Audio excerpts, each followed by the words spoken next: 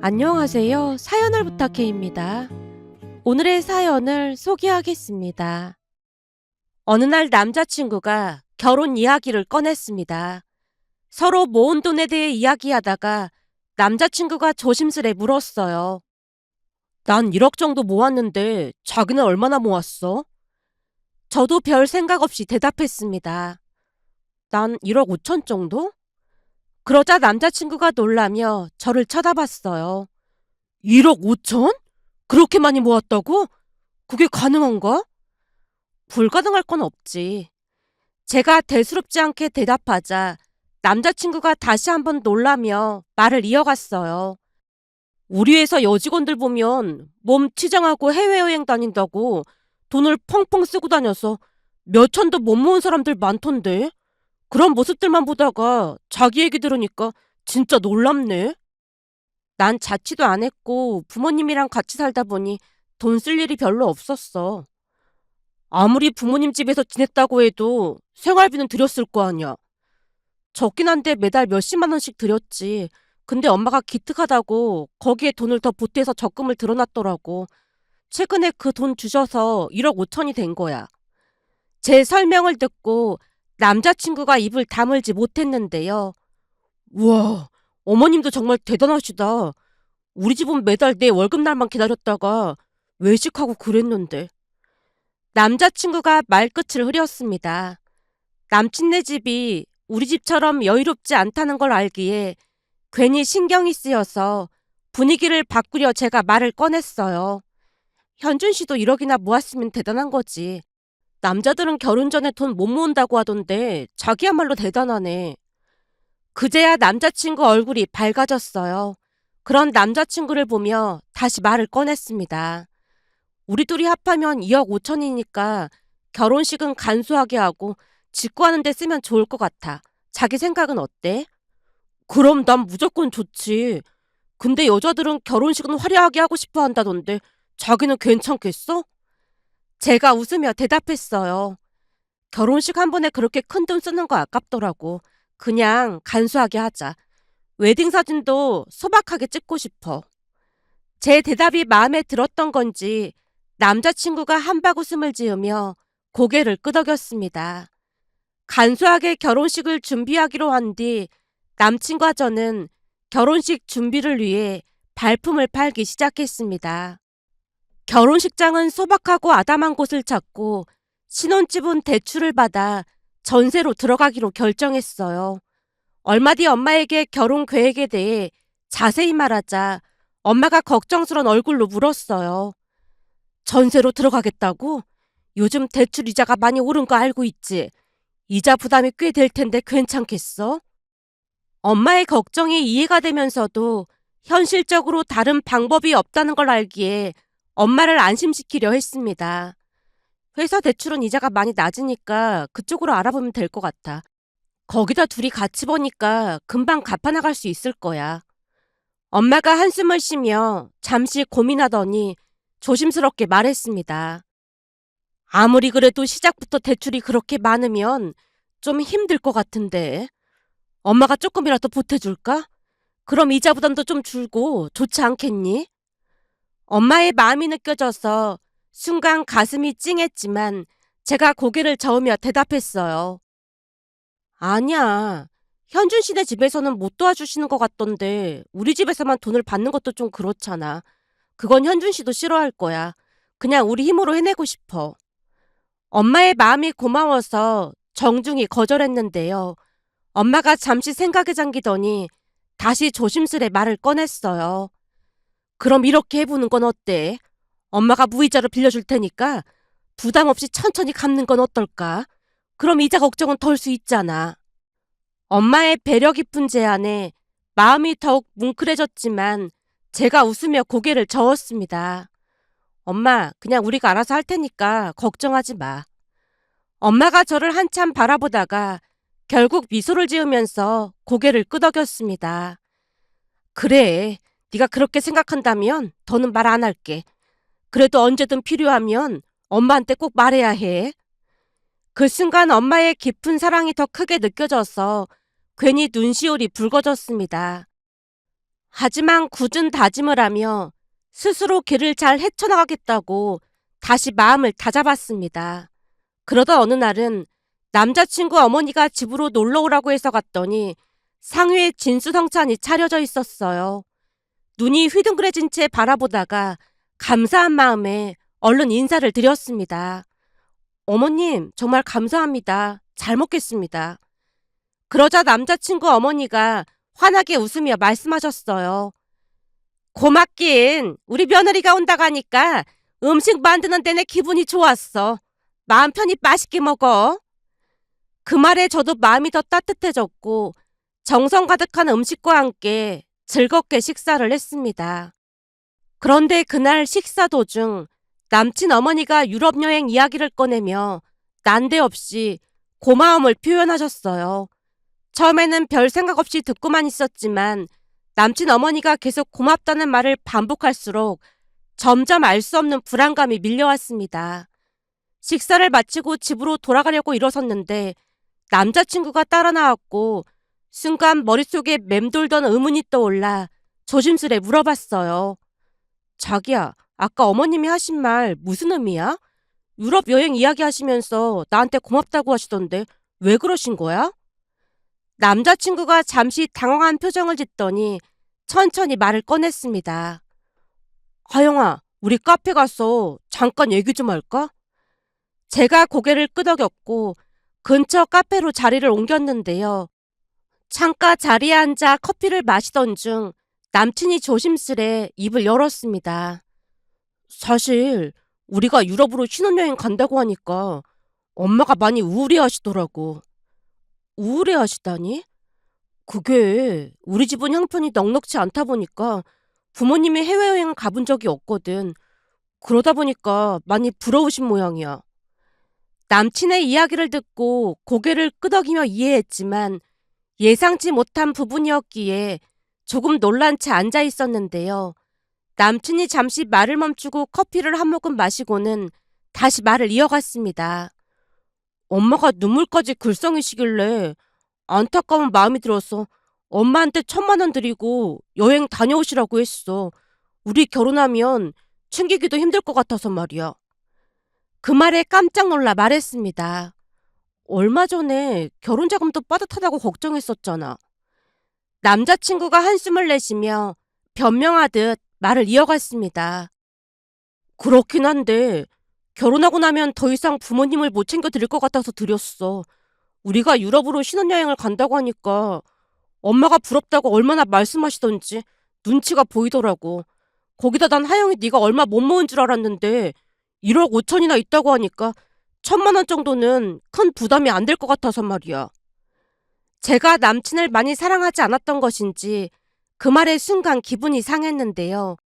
금액이 많진 않았지만 제가 5천만 원이나 더 해가는 상황에서 그런 생각을 했다는 것이 이해가 되지 않았습니다.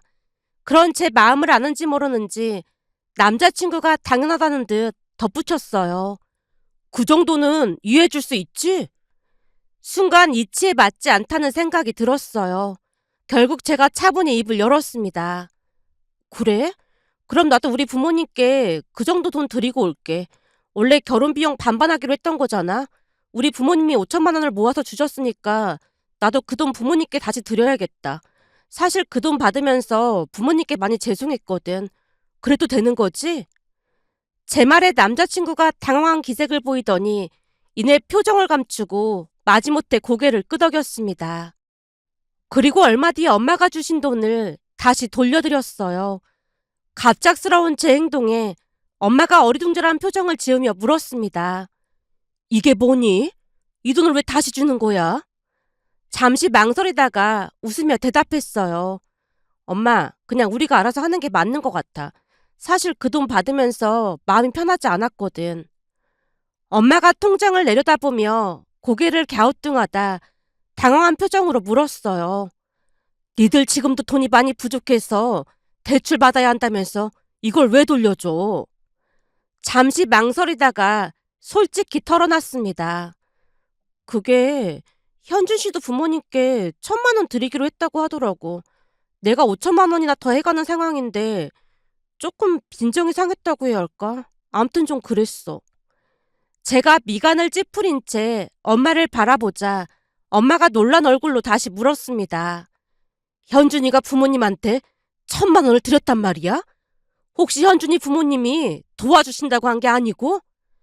해외여행을 한 번도 못 가봤다고 하시면서 우리 신혼여행 유럽으로 가는 거 부러워하셨대. 현준 씨 앞에서 눈물까지 흘리셨다고 하더라고. 그러다 보니까 현준 씨도 마음이 안 좋았는지 그냥 1,000만 원 드린 모양이야. 그 얘기 듣는데 좀 실망스럽기도 하고 그러면서 엄마 아빠한테 미안한 생각도 들었어. 엄마가 잠시 생각하더니 고개를 갸웃거리며 말했습니다. 좀 이상하긴 하네. 자식이 결혼한다고 하면 못 보태줘서 미안하기도 하고 스스로 준비해 나가는 게 기특하기도 할 텐데 그 돈을 받을 생각을 하다니 조금 이해가 안 되긴 한다. 니들 직구하는 것 때문에 대출 받는다는 거 알고 있을 거 아냐. 알고 있지. 그런데도 그런 거 별로 상관 안 하시나 보더라고. 그러면서 어딘지 모르게 마음 한구석이 불편해졌는데요. 혹시 결혼 후에도 그런 식으로 금전적인 부탁을 하는 건 아닐까 걱정이 스며들었거든요. 어느 날은 걱정이 많아서인지 그늘진 제 얼굴을 본 회사 동료 민경이가 걱정스러운 눈빛으로 다가왔습니다. 결혼한다고 신나 있더니 요즘 얼굴이 왜 그래? 무슨 일 있는 거야? 민경이의 말에 잠시 망설이다가 웃으며 말했습니다. 사실 그렇잖아도 너한테 물어볼까 하다가 말았는데 혹시 오늘 저녁 퇴근 후에 나랑 밥 먹을 시간 있을까? 민경이가 고개를 끄덕이며 대답했어요. 그러지 뭐. 근데 무슨 일인데 그래? 이따가 밥 먹으면서 얘기해 줄게. 제 말에 민경이가 궁금한 듯 저를 바라봤는데요. 퇴근 후 민경이와 식사를 하면서 그동안 속에 쌓였던 이야기를 모두 털어놨습니다. 민경이는 이미 결혼해서 산전수전 다 겪은 친구라서 조언을 구하고 싶었거든요. 제 이야기를 조용히 듣던 민경이가 말했어요. 그러니까 네가 결혼할 때 1억 5천을 가지고 오겠다고 하니까 현주 씨가 부모님한테 1,000만 원을 드렸다는 거잖아. 그렇지. 나도 내가 이렇게 계산적인 사람이었나 싶어서 혼란스럽긴 한데 그 말을 듣자마자 기분이 너무 나빴어. 내가 너무 예민한 걸까? 민경이가 단호한 목소리로 대답했어요. 그런 생각하는 게 당연하지. 현준 씨 부모님도 참 그렇다. 도와주지는 못할 망정 결혼하는 자식이 돈이 없어서 뻔히 힘들어하는 거 알면서 그건 너무했다. 순간 우리 시부모님이 떠오른 거 있지. 너도 결혼 전에 비슷한 일이 있었어? 결혼 전에도 뭔 일이 있었고 지금도 뭔 일이 있다는 게 문제지. 말도 마라. 우리 남편은 시어머니가 돈을 모아서 준다고 해서 예전부터 월급 받으면 전부 맡겼다는데 결혼할 때 보니까 그 돈이 한 푼도 없더라니까. 제가 깜짝 놀라서 물었습니다. 그럼 그 돈이 다 어디 간 거야? 민경이가 쓴웃음을 지으며 말을 이어갔어요. 말로는 돈 불려주려고 투자했다고 하는데 나중에 주겠다고 하고 아직까지 강간무소식이야. 그동안 여행 다니고 백화점에서 옷 사고 그렇게 다 쓴 것 같더라고. 그냥 그 돈은 없는 셈 치고 살자 했는데 문제는 그게 끝이 아니었어. 민경이가 자포자기한 표정으로 맥주를 들이켰고 다시 입을 열었습니다. 결혼 후에도 계속 돈을 요구하더라고. 세탁기가 오래됐다. 몸이 허해서 보약을 먹어야 한다. 그런 식으로 매번 돈을 요구하는데 그때마다 남편이 돈을 보내드렸거든. 그러다 보니까 대출받은 건 갚을 엄두도 못 내고 있어. 지금까지 애를 안 낳은 이유도 바로 그것 때문이야. 제가 놀라서 물었습니다. 그게 무슨 소리야? 남편한테 수백 번 기회를 줬지만 바뀌는 게 없더라. 그래서 곧 이혼할 것 같아. 뭐? 이혼한다고? 이대로 살다가는 내 인생도 나락으로 떨어질 것 같은데 어쩌겠어. 그 빌어먹을 사랑 따위는 개나 주라고 해. 그 사랑도 먹고 살만해야 사랑 타령을 하는 거지. 돈 벌어서 거의 대부분이 시댁으로 들어가는데 아주 지긋지긋하더라고. 그래서 나라도 살아야겠다는 생각이 들었어. 사실 지금 친정에서 지낸 지 한 달쯤 됐나? 남편이 이혼 안 해준다고 버티고 있어서 증거자료 모으는 중이야. 증거자료라니? 시어머니가 돈 요구할 때마다 문자나 전화로 포근한 거 녹음해두고 모으고 있어.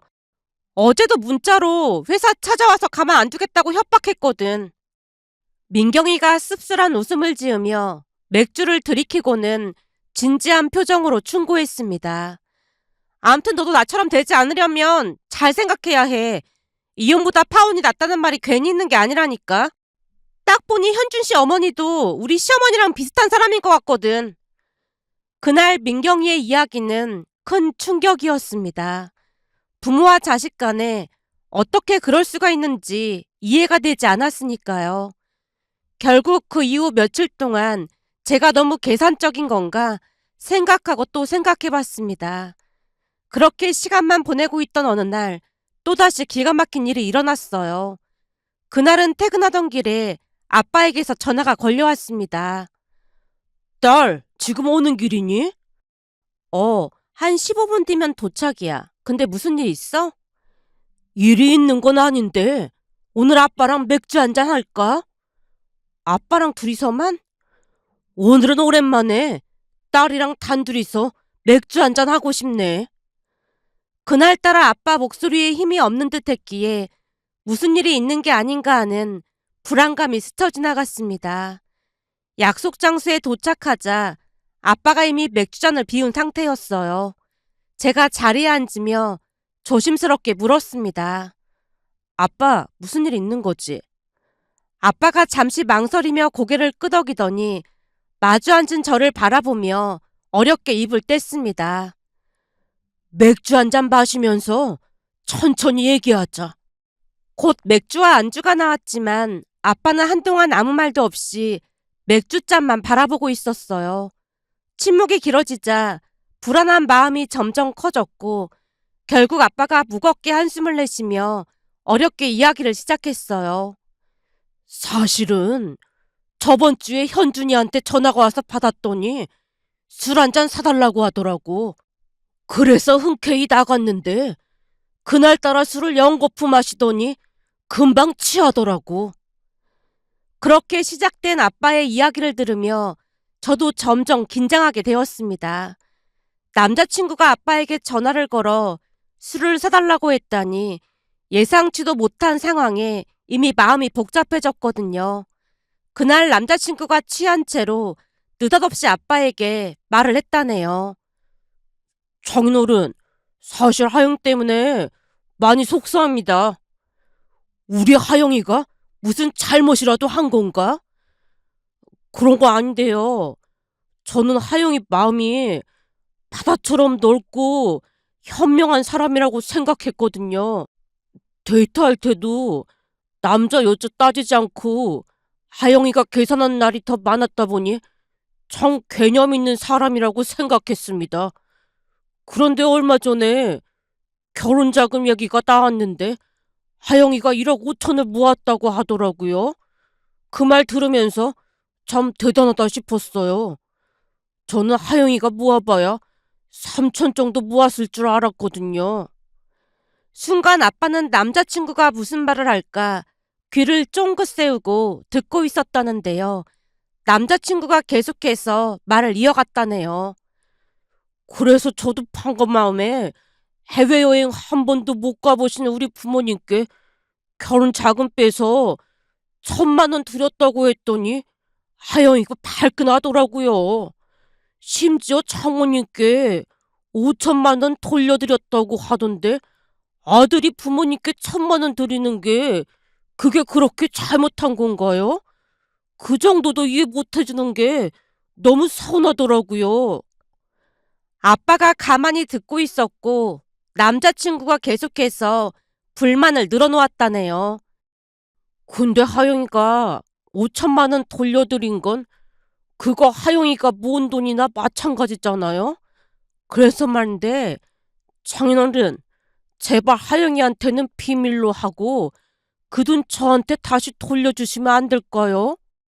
남자친구가 당당하게 5천만 원을 요구했다는 이야기를 들으며 할 말을 잃고 말았습니다. 아빠가 한숨을 쉬며 그날 있었던 남자친구의 추태를 더 들려줬어요. 그날 현준이가 눈물까지 글썽이면서 그 돈을 달라고 하던 중에 식당 직원이 실수로 물을 쏟았는데 갑자기 그 직원한테 쌍욕을 퍼붓더라고. 그동안 좀 이상한 점 못 느꼈던 거야? 제가 고개를 저으며 대답했어요. 술 못 마신다고 술자리 자체를 피하길래 전혀 몰랐어. 아빠가 조용히 고개를 끄덕이며 결혼에 대해 다시 생각해보라고 했어요. 그 돈 5천만 원 줄 수 있는 건데 현준이 태도가 문제야. 이래서 남자는 술을 먹여봐야 한다는 말이 괜히 있는 게 아니라니까. 술 취하니까 바로 본성이 나오잖아. 그래서 말인데 너 이 결혼 다시 생각했으면 좋겠다.